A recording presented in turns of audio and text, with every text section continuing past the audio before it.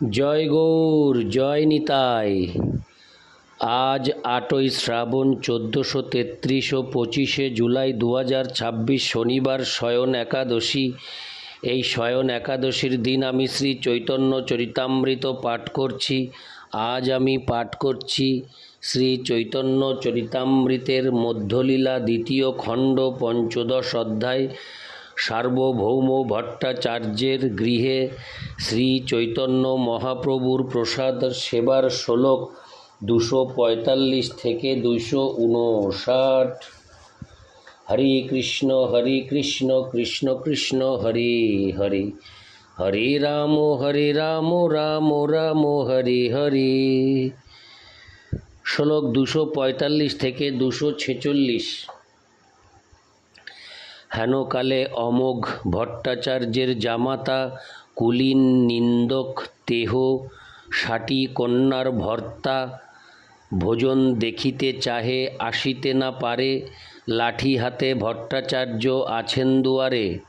শ্লোকার্থ: সেই সময় সার্বভৌম ভট্টাচার্যের জামাতা অমোঘ, যে ছিল তার কন্যা ষাটির পতি, সম্ভ্রান্ত ব্রাহ্মণ পরিবারে জন্ম হলেও সে ছিল মহানিন্দুক। সে মহাপ্রভুর ভোজন দেখতে চাইছিল, কিন্তু লাঠি হাতে সার্বভৌম ভট্টাচার্য দুয়ারে বসেছিলেন বলে সে সেখানে আসতে পারছিল না। ইতি শ্লোক 245 থেকে 246, 247। তেহ যদি প্রসাদ দিতে হইলা আনমন, অমোঘ আসি অন্ন দেখি করয়ে নিন্দন। শ্লোকার্থ: প্রসাদ পরিবেশন করার জন্য যখন সার্বভৌম ভট্টাচার্য একটু অন্যমনস্ক হলেন, তখন অমোঘ সেখানে এসে অন্ন দেখে মহাপ্রভুর নিন্দা করতে লাগল। ইতি শ্লোক 247। শ্লোক 248। এই অন্নে তৃপ্ত হয় 10-12 জন, একেলা সন্ন্যাসী করে এতেক ভক্ষণ। শ্লোকার্থ: সে বলতে লাগলো, এই পরিমাণ অন্ন খেয়ে 10-12 জন লোক তৃপ্ত হতে পারে, আর এই সন্ন্যাসী একা এত অন্ন ভোজন করছে। ইতি শ্লোক 248। শ্লোক 249। শুনিতেই ভট্টাচার্য উল্টি চাহিল, তার অবধান দেখি অমোঘ পলাইল। শ্লোকার্থ: সে কথা শোনা মাত্রই সার্বভৌম ভট্টাচার্য তার দিকে তাকালেন এবং তার ভাব দেখে অমোঘ সেখান থেকে পালালো। ইতি শ্লোক 249। শ্লোক 250। ভট্টাচার্য লাঠি লঙ্গা মারিতে ধাইল, পলাইল অমোঘ, তার লাগ না পাইল। শ্লোকার্থ: সার্বভৌম ভট্টাচার্য তখন একটা লাঠি নিয়ে অমোঘকে মারতে ছুটলেন, কিন্তু অমোঘ সেখান থেকে পালিয়ে গেল এবং সার্বভৌম ভট্টাচার্য তাকে ধরতে পারলেন না। ইতি শ্লোক 250। শ্লোক 251। তবে গালি সাব দিতে ভট্টাচার্য আইলা, নিন্দা শুনি মহাপ্রভু হাসিতে লাগিলা। শ্লোকার্থ: তখন সার্বভৌম ভট্টাচার্য অমোঘকে গালি এবং অভিশাপ দিতে দিতে ফিরে এলেন। তার মুখে অমোঘের উদ্দেশ্যে সে নিন্দাবাক্য শুনে শ্রী চৈতন্য মহাপ্রভু হাসতে লাগলেন। ইতি শ্লোক 251। শ্লোক 252।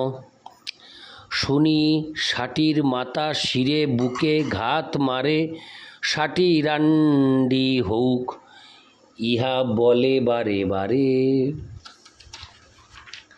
শ্লোকার্থ: সার্বভৌম ভট্টাচার্যের পত্নী ষাটির মাতা যখন সেই ঘটনার কথা শুনলেন, তখন তিনি শিরে এবং বুকে করাঘাত করতে করতে বারবার বলতে লাগলেন, ষাটি বিধবা হোক। ইতি শ্লোক 252। শ্লোক 253। দুহার দুঃখ দেখি প্রভু দুহা প্রবোধিয়া, দুহার ইচ্ছাতে ভোজন কইল তুষ্ট হঙ্গা। শ্লোকার্থ: তাদের দুজনের দুঃখ দেখে শ্রী চৈতন্য মহাপ্রভু তাদের প্রবোধ দিতে লাগলেন এবং তাদের দুজনের ইচ্ছায় সন্তুষ্ট হয়ে ভোজন করলেন। ইতি শ্লোক 253। শ্লোক 254। আচমন করাঙ্গা ভট্ট দিল মুখবাস, তুলসী মঞ্জুরি লবঙ্গ এলাচি রসবাস। শ্লোকার্থ। ভোজনান্তে সার্বভৌম ভট্টাচার্য শ্রী চৈতন্য মহাপ্রভুকে আচমন করালেন, হাত পা ধুয়ে দিলেন এবং তারপর তুলসী মঞ্জুরি লবঙ্গ এবং রস ও সৌগন্ধ যুক্ত এলাচি দিলেন। ইতি শ্লোক 254। শ্লোক 255 থেকে 256। সর্বাঙ্গে পরাইল প্রভুর মাল্য চন্দন, দণ্ডবৎ হঙ্গা বলে সদৈন্য বচন। নিন্দা করাইতে তোমা আনিনু নিজ ঘরে, এই অপরাধ প্রভু ক্ষমা করো মোরে। শ্লোকার্থ। তারপর সার্বভৌম ভট্টাচার্য শ্রী চৈতন্য মহাপ্রভুর সর্বাঙ্গে চন্দন দিলেন এবং তার গলায় মালা পরিয়ে দিলেন। তারপর তাকে দণ্ডবৎ প্রণতি নিবেদন করে তিনি দৈন্য সহকারে তাকে বললেন, তোমাকে নিন্দা করাতে আমি আমার ঘরে নিয়ে এলাম, আমার এই অপরাধ তুমি ক্ষমা করো। ইতি শ্লোক 255 থেকে 256। শ্লোক 257। প্রভু কহে নিন্দা নহে সহজ কহিল, ইহাতে তোমার কিবা অপরাধ হইল। শ্লোকার্থ। শ্রী চৈতন্য মহাপ্রভু তখন বললেন, অমোঘ যা বলেছে তা নিন্দা নয়, তা সত্য, এতে তোমার কি অপরাধ হলো। ইতি শ্লোক 257। শ্লোক 258। এত বলি মহাপ্রভু চলিলা ভবনে, ভট্টাচার্য তার ঘরে গেলা তার শনে। শ্লোকার্থ। এই বলে শ্রী চৈতন্য মহাপ্রভু তার বাসস্থানে ফিরে চললেন এবং সার্বভৌম ভট্টাচার্যও তার সঙ্গে গেলেন। ইতি শ্লোক 258। শ্লোক 259। প্রভু পদে পড়ি বহু আত্মনিন্দা কইল, তারে শান্ত করি প্রভু ঘরে পাঠাইল। শ্লোকার্থ। শ্রী চৈতন্য মহাপ্রভুর পায়ে পড়ে সার্বভৌম ভট্টাচার্য বহু আত্মনিন্দা করলেন। তখন তাকে শান্ত করে শ্রী চৈতন্য মহাপ্রভু ঘরে পাঠালেন।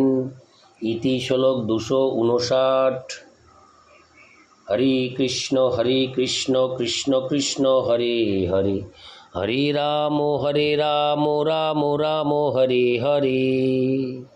জয় গৌর, জয় নিতাই।